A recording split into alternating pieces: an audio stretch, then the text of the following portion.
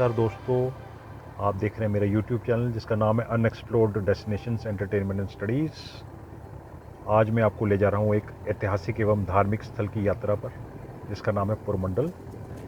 पुरमंडल जो है वो बना है दो शब्दों के मेल से, एक पुर और एक मंडल। पुर और मंडल जो है दो गांव हैं। पुर वो गांव है जहाँ पर मैं अभी जा रहा हूँ, जहाँ पर मंदिरों का समूह है, ऐतिहासिक मंदिरों का समूह है, और मंडल जो है 6 किलोमीटर उसके पीछे है।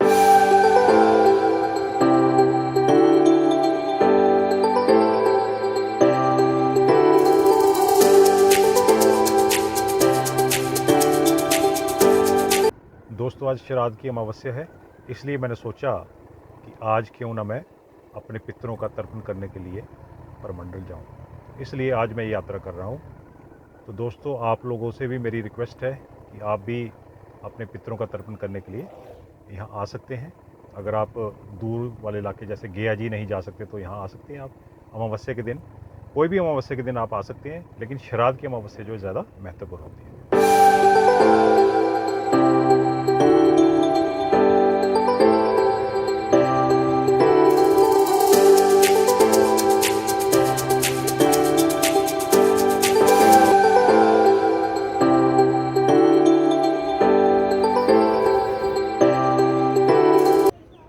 लीजिए दोस्तों, हम पहुंच चुके हैं ऐतिहासिक स्थल जिसका नाम है पुर, और आज श्राद्ध की अमावस्या है। यहाँ पर काफ़ी ज़्यादा भीड़ भाड़ है और यहाँ पर बहुत सारे लोग आते हैं अपने पूर्वजों का तर्पण करने के लिए। और ख़ासकर आज का दिन बड़ा महत्वपूर्ण है उन लोगों के लिए जिनकी एक्सीडेंट से या अकाल मृत्यु हो गई थी, तो उनका तर्पण करने के लिए यहाँ पर लोग आते हैं। और जैसे कि आप यहाँ देख रहे हो, काफ़ी ज़्यादा कपड़ों की दुकानें और मिठाई की दुकानें, फलों की दुकानें सजी हुई हैं। तो आप तर्पण करने के लिए, पिंडदान करने के लिए ये सारा सामान लेकर दान कर सकते हैं उनके नाम जिनकी अकाल मृत्यु हो गई है। तो लीजिए दोस्तों, आगे चलते हैं। लीजिए दोस्तों, हम पहुंच चुके हैं देविका नदी के परिसर पर। और आप अभी सोच रहे होंगे कि देविका नदी कहाँ पर है। ये सारा जो आपको परिसर दिख रहा है ये देविका नदी ही है, लेकिन ये तभी उजागर होती है जब कहीं बारिश होती है। तो वैसे इसमें जो पानी है रेत के नीचे चलता है, तो इसलिए इसको गुप्त काशी कहा गया है। तो आप देख रहे हो यहाँ पर काफ़ी ज़्यादा भीड़ भाड़ है और दुकानें सजी हुई हैं। और जो लोग मृत प्राणियों की अस्थियाँ दफन करने के लिए हरिद्वार नहीं जा सकते, तो वो लोग यहाँ आ सकते हैं और अस्थियाँ दफन कर सकते हैं। कहते हैं कि यहाँ पर अस्थियाँ अगर दफन करोगे तो वो गायब हो जाती है, जो एक चमत्कार से कम नहीं है। और देखिए, यहाँ पर काफ़ी लोगों ने लंगर भी लगाए हुए हैं। और अमावस्या के दिन वैसे भी यहाँ पर बहुत सारे लोग आते हैं लंगर लगाने के लिए। आप देख सकते हो यहाँ पर रेत पे चल रहे हैं लोग, और जो नदी की सतह है वो रेतीली है और यहाँ से पानी भी निकल रहा है। अगर तो मिट्टी होती यहाँ पर तो कीचड़ ही कीचड़ होता, लेकिन ये कीचड़ बिल्कुल नहीं है।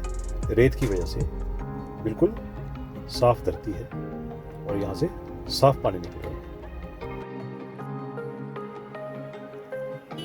तो दोस्तों, जैसा कि मैंने आपको पहले ही बताया था कि यहाँ पर बहुत सारे लोग अपने पितरों का तर्पण करने के लिए आते हैं। और ये देखिए, पंडित जी किसी परिवार का तर्पण करवाते हुए। और वैसे भी यहाँ पर काफ़ी ज़्यादा पंडित आपको मिल जाएंगे तर्पण करवाने के लिए। और ये रहा पुराना मंदिर, भव्य मंदिर, और ये तकरीबन कोई 2100 साल पुराना मंदिर है। और इसके साथ जो आपको कंस्ट्रक्शंस दिख रही हैं ये नई हैं, आज के युग की हैं। तो टूरिज़्म के लिहाज से इसमें जो है थोड़ा धर्म ट्रस्ट ने जो है यहाँ पर पैसा लगाया है। और ये जो छोटे छोटे आपको मंदिर दिख रहे हैं ये महाराज के समय में बने थे, और तकरीबन कोई 18वीं सदी में ये बने थे। इनका पुनर्निर्माण हुआ। और साथ में ये जो छोटे छोटे आपको शिवलिंग यहाँ पर दिख रहे हैं, ये तकरीबन कोई 32,000 शिवलिंग है। मैंने वैसे गिने नहीं है, लेकिन मैं यहाँ के जो पंडित जी हैं उनसे मैंने पूछा था, परामर्श किया था, और उन्होंने मुझे बताया था कि ये शिवलिंग की गिनती जो है 32,000 है।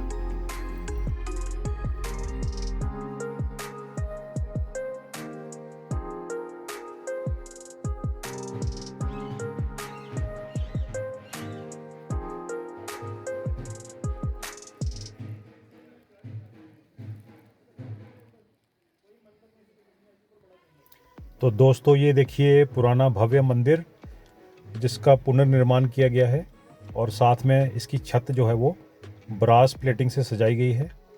और इस मंदिर के अंदर एक कुंड है और कुंड में शिवलिंग है और जहाँ पर आप जल चढ़ा सकते हैं।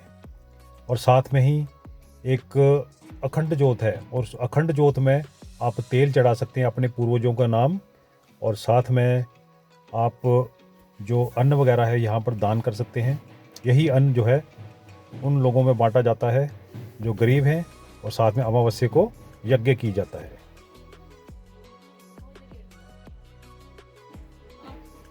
तो लीजिए दोस्तों, अब आपको सुनाता हूँ इस मंदिर के निर्माण के इतिहास के बारे में। इस मंदिर का निर्माण लगभग 2100 साल पहले करवाया गया था और इस मंदिर का निर्माण एक महान राजा अवंती वर्मा ने करवाया था, तो जिनके नाम से आज का श्रीनगर का अवंतीपुरा है। तो इन राजा के घर में कोई भी औलाद नहीं थी और बहुत मन्नतें मांगने के बाद इनके घर में एक कन्या ने जन्म लिया। लेकिन ये कन्या हर समय रोती रहती थी, दिन रात सुबह शाम हर समय वो रोती ही रहती थी। तो बहुत सारे संतों के साथ, बहुत सारे पंडितों के साथ परामर्श करने के बाद तो राजा को कोई समाधान नहीं मिला। तो आखिरकार राजा ने एक महान संत को दिखाया और उस महान संत ने उसकी जन्मपत्री बनाई और उसकी जन्मपत्री बनाने के बाद उस महान संत ने राजा को बताया कि वो पिछले जन्म में एक गिदड़ी थी। सुनकर महाराज जी काफ़ी ज़्यादा चकित थे और परेशान भी थे और उन्होंने संत महाराज जी से प्रार्थना की, हे महाराज, कृपा करके मुझे उस कन्या के दुख के निवारण का कोई उपाय बताएं। तो संत महाराज जी ने कहा, राजन, जब ये कन्या पिछले जन्म में गिदड़ी थी तो पुर नामक गांव जो जम्मू में स्थित है उसके जंगल में रहती थी। तो एक बार भीषण गर्मी पड़ने के बाद वो पानी की तलाश में दर बदर भटक रही थी। तो इसी कुंड के पास पहुंची और जैसे ही पानी पीने लगी, दूर से एक शिकारी ने उस पर हमला किया, ये समझकर कि ये हिरनी है। तो वो तीर जाके सीधा उसकी खोपड़ी में लगा और वहीं पर वो ढेर हो गई। राजन, आज भी वो कंकाल वहीं पर पड़ा हुआ है और वो तीर उसकी खोपड़ी में लगा हुआ है और आपने वहाँ पर उस गांव में जाना है और वहाँ से उसकी खोपड़ी में से वो पहले तीर निकालना है और बाद में उसी कुंड से जहाँ से वो पानी पी रही थी वहाँ पर शिवलिंग की स्थापना करनी है और साथ में वहाँ पर एक भव्य मंदिर बनाना है। उसके बाद आपकी कन्या के दुख का निवारण हो जाएगा।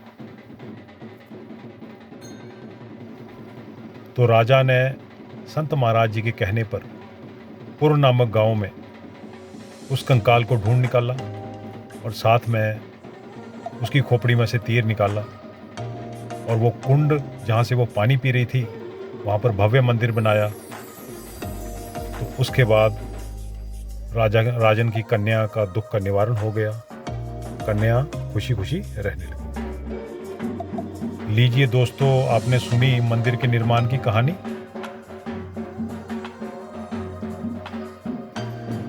तो इसके बाद बहुत सारे राजा महाराजाओं ने यहाँ पर राज्य किया और उन्होंने इस मंदिर का पुनर्निर्माण करवाया। ये हमारी सांस्कृतिक धरोहर है, हमें इसको भुलाना नहीं चाहिए, हमें इसको संरक्षित करना चाहिए, सुरक्षित रखना चाहिए। और जैसे राजा महाराजों ने अपना योगदान दिया है तो हमें भी अपना योगदान यहाँ देना चाहिए। तो मित्रों, आप यहाँ पर विज़िट करेंगे, आप यहाँ पर ज़रूर आएंगे और अपना योगदान देंगे, क्योंकि हमारा जो इंडिया है यहाँ पर कल्चर काफ़ी ज़्यादा वास्ट है और बहुत ज़्यादा इसकी कल्चर की प्रमोशन की ज़रूरत है और हमें अपना कल्चर भुलाना नहीं चाहिए। लोग जो है आजकल विदेशों में भाग रहे हैं, लेकिन जो हमारे टूरिस्ट स्पॉट हैं, जो लोकल टूरिस्ट स्पॉट हैं, यहाँ पर बड़े कम लोग आते हैं।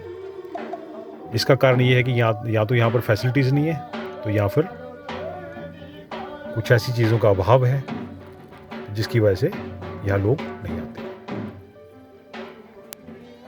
और देखिए, काफ़ी ज़्यादा परेशान लोग, गरीब लोग यहाँ आते हैं और हम इनकी मजबूरी समझते हैं और हम अपना पूरा योगदान देते हैं इन लोगों को।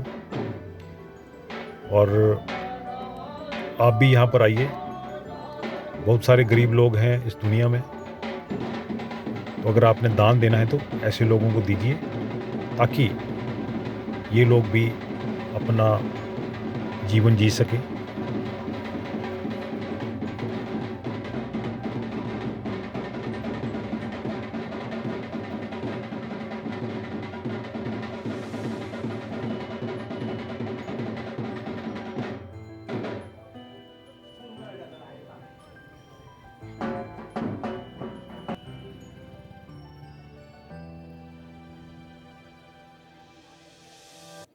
तो इसके साथ ही दोस्तों हम यहाँ से अब विदाई लेते हैं और प्रस्थान करते हैं वापस अपने घर की ओर।